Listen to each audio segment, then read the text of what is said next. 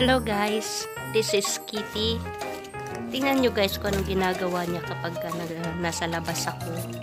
At may ginagawa ako, nakiki-usyoso or nakikialam din siya, yung ganon. Tingnan nyo, hinihila niya yung ano ko, yung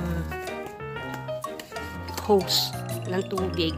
Binabalik ko yan, ayaw niyang ipabalik. Tapos pag pumunta naman ako para magwalis, so sundan naman niya ako para i-check naman niya yung ginagawa ko.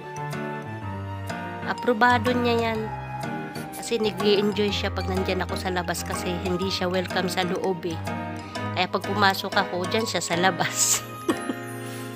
Naka-ano lang siya, hindi siya welcome. Minsan pinasok ko siya guys sa loob ng kwarto ko.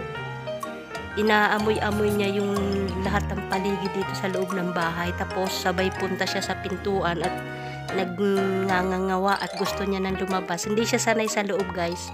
May ibang pusa sanay sa loob. Pero siya hindi siya sanay sa loob. Sa labas siya sanay.